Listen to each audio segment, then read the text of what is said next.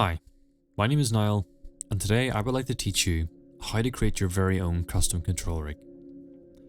In this lesson, we will start by creating a skeleton for our character and applying weight paints before bringing our model into the Unreal Engine. Here we will create a full custom control rig, which can then be used for your very own animations or cinematic projects. Before we move any further, there are a few things I need to make you aware of. The software which I'll be using today are all free, apart from a single Blender plugin called SimpleBake. To achieve today's goal, I will be using Unreal 5.4, Blender, and Mixamo. I will lastly say that if you enjoy the structure of today's lesson, you can find a full course on creating cinematics within Unreal on Udemy that follows the very same structure. With that said and out of the way, let's download our software and add our plugins. To download Blender, let's go to the main site. I have attached a link in the description below, and let's install it from there.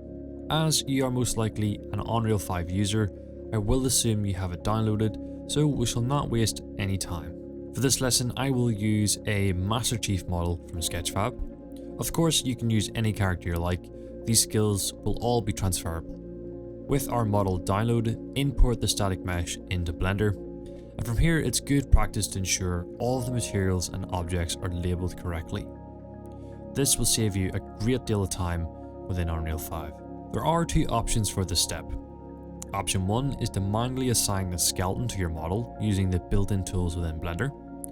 The second option is to use Mixamo, where an AI will rig your character for free. To ensure you fully understand how this is achieved, let's learn how to do both.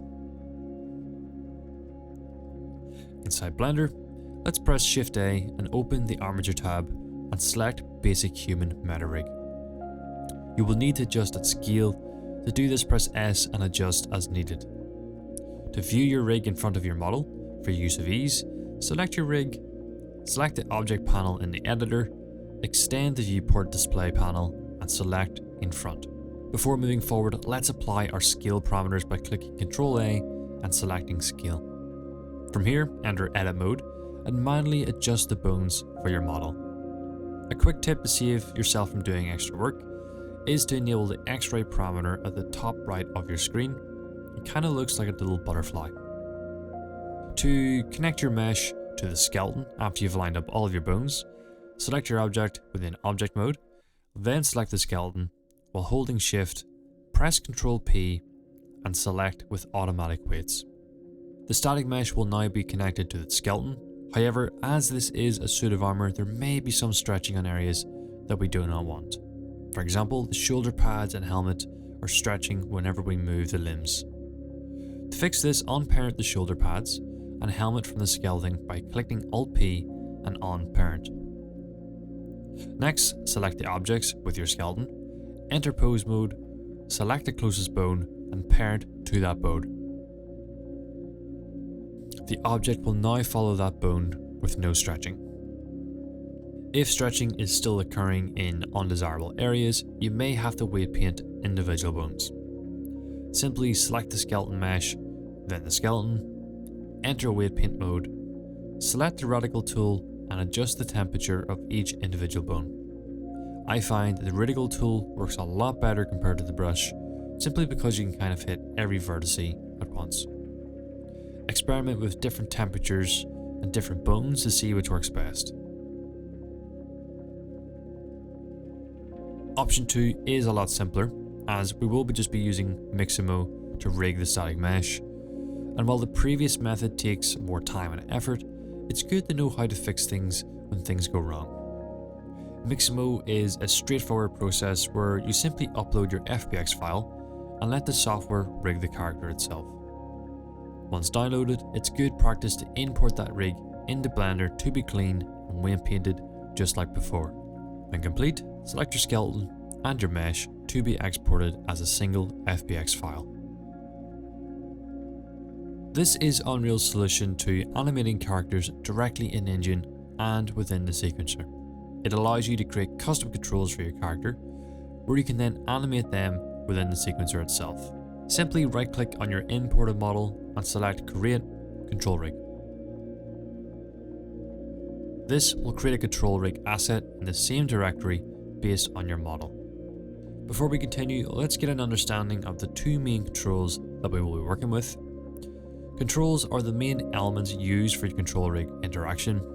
They're used to drive your bone chains, animate in sequencer, and provide additional custom attributes. You can also customize your controls to have different shapes and colors, property types, and transform limits. In the rig hierarchy, you can create a single control or select multiple bones, then right click on them and select New, add control for selected. Nulls are container elements used to collect, group, and transform other rig elements together in arbitrary ways. In a typical humanoid control rig setup, they can be used as a way to group your controls, such as legs and arms, in order to mirror these controls. In this way, nulls are a similar concept to groups within Maya and are meant to be used for rig organization. Solvers are a very important aspect of control rig, which are all created within the control rig graph. By splitting the rig logic into multiple solve directions, or solvers, you can enhance your rig's functionality. This approach allows for workflows like rig sharing, baking animations back to your controls, and debugging behaviors. The forward solve is the solve direction used for driving your skeleton with controllers, variables, and other rig elements. It is the primary solve direction for control rig, as it is used when animating your control within the sequencer and with animation blueprints. Backward solve, however, is the solve direction used for driving your controls from your skeleton itself. It is the inverse of forward solve and is used to bake animations from animation sequences onto a control rig within the sequencer. In order to create backward solve logic in your rig graph, you must create a backward solve node. From this node, the logic you will be creating will be based on affecting your controls from the bones in the skeleton. In this way, your controls are behaving in a backward manner where bones affect controls, whereas in a forward solve, the controls affect the bones. This is Unreal's solution to animating characters directly in Engine and within the sequencer. So let's start by creating a simple FK chain for the core of our character. To create a control, right-click the bone within the rig hierarchy and select New Control. I'm going to start with the base of my skeleton. To enhance visibility and selection of the control in the viewport, you can modify its shape in the Details panel on the right. Navigate to the Details panel, locate the Control Shape property category, use the Shape property to choose a new shape that you like. I prefer circle. Adjust the scale and offset using the transform properties. A control on its own will not adjust your model. To reference a control, we must connect it to the bone within the rig graph. Do this by dragging the control from the rig hierarchy on the left into the graph in the center, then select Get Control. Do the same for the bone you want this control to affect. So drag the bone from the rig hierarchy on the left into the graph in the center. However, this time we want to set the bone. This setup ensures the transform data flows correctly and the execution sequence is maintained. To keep things organized, let's add in a sequencer node. A sequencer node allows us to split the incoming solve into multiple chains. Let's repeat this process for the entire spinal column. Let's select all of these controls and adjust the visual style and rotation and connect them just like before.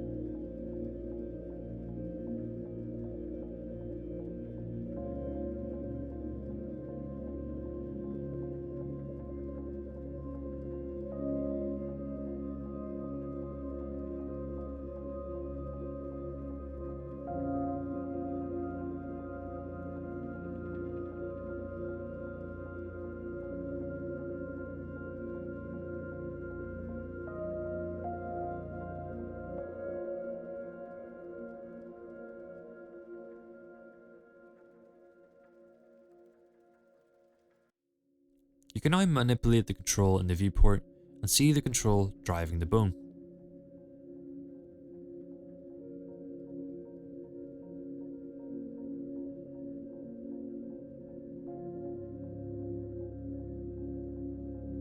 So let's connect this and connect the B pin into our clavicle bone. The same process is carried out. We set the bone and get the control, then connect them together. Create two new controls for the upper arm and the hand. Unparent these and parent them under the hip control.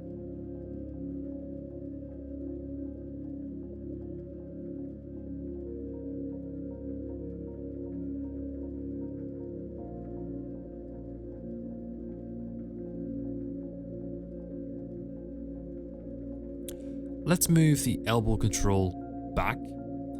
Right click and set offset transform from current. This will ensure the control does not reset from this point. From here we're then going to build an IK constraint which allows us to kind of move the hand in a more fluid motion.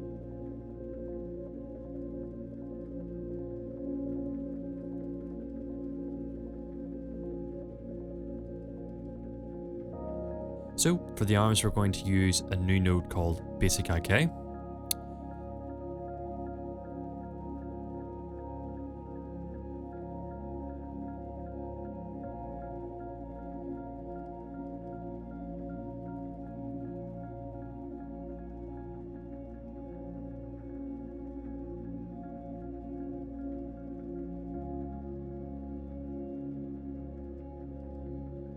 Get the hand controller and connect the transform into the connector.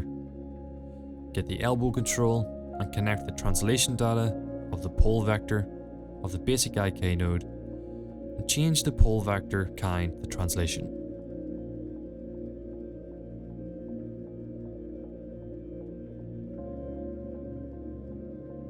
The arm may rotate when you connect the chain, and all you need to do is change the axis of the bone itself. Within the content browser, open up the main skeleton of your model. From the bone hierarchy, select the upper arm, and using the move tool, identify your bone's primary axis. For example, is the X running along the bone or opposite the bone? This will help us determine what value we should change within the basic IK node itself. Simply assign a negative value to the opposite axis for the elbow. For example, X is running down the forearm of the bone, so therefore I'm going to put a negative value in the X value in the pole vector.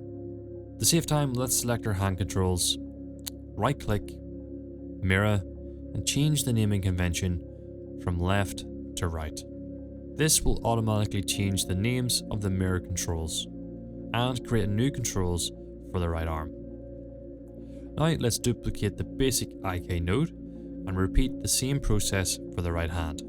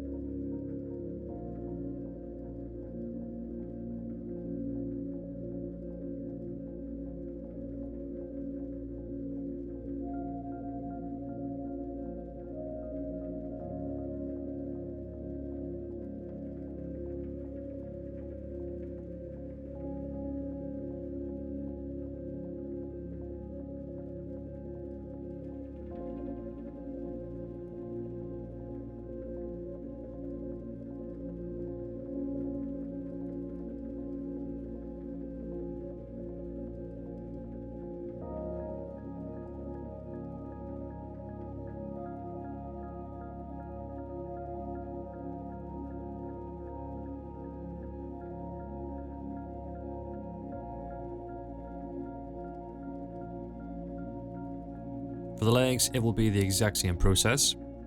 Create a control for the left knee and left foot.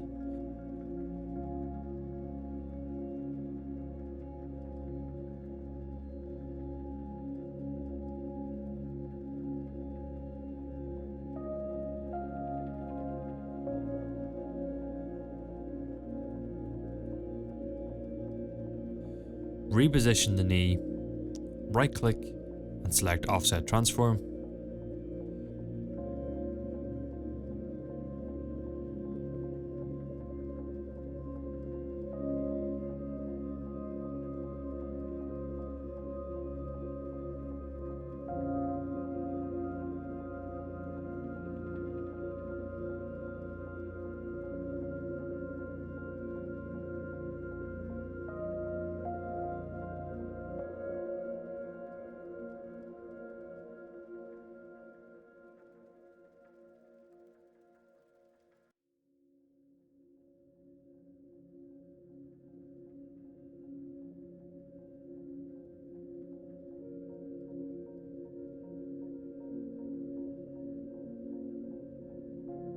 Assign the bones to the basic IK, get the controls, set the bones, and connect them together. Just like the upper limb, we need to fix the pull vector primary axis. Remember, assign a negative value to the opposite axis for the knee and set the pull vector kind to position. Repeat the previous process for the opposite leg.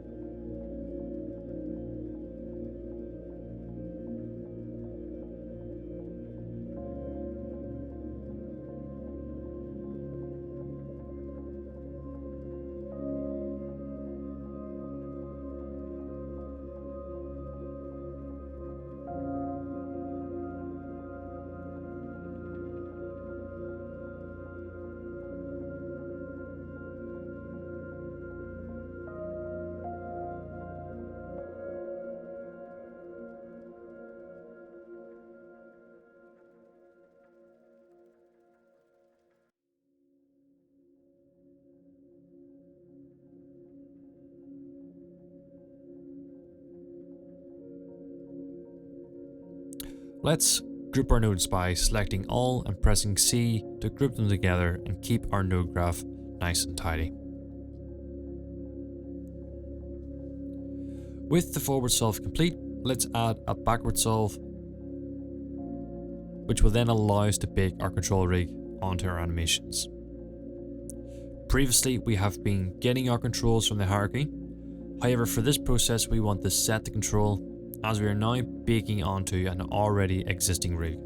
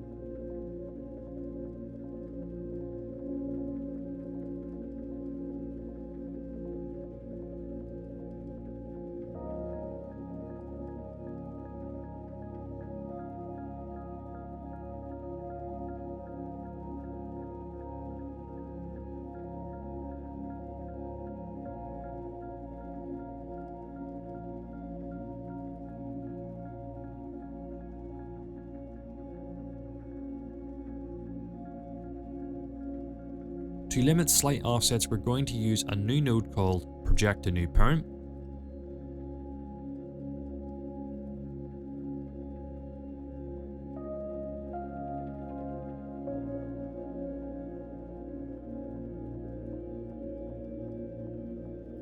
Here we want the child to be root control, with the parent and new parent being our bone. Unchecked new parent initial.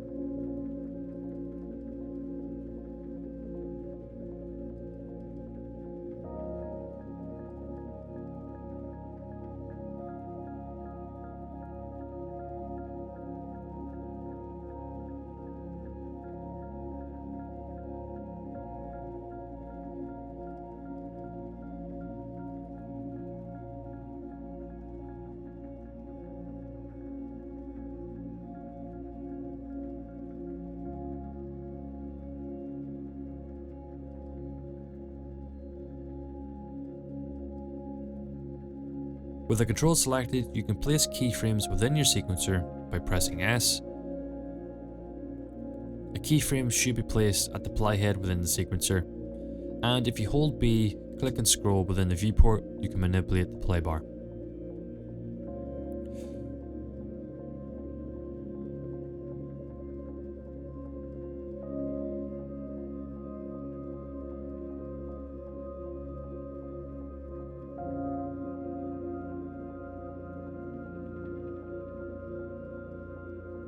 Now that our character is fully functional and adjustable, let's begin to animate within the sequencer.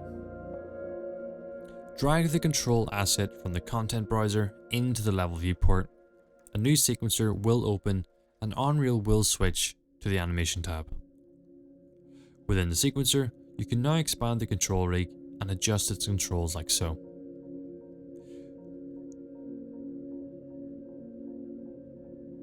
For this tutorial, the Mixamo rig was converted into a control rig, and because of this, all the animations within the animation library are available for further adjustments. Once the Mixamo animation has been downloaded and imported into Unreal, place it within the sequencer, and thanks to the backward solve, it is now possible to bake the control rig to this skeleton.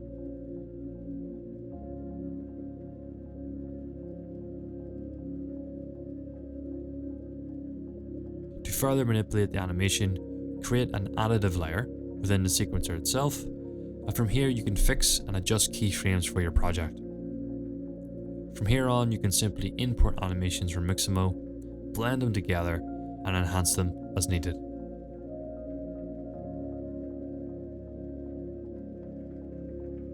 Thank you very much for watching. I hope this video will help you on your creative journey. If you have any questions, please be sure to leave them in the comments. Myself or someone from the community will try and help. This is all from me from now. Happy creating.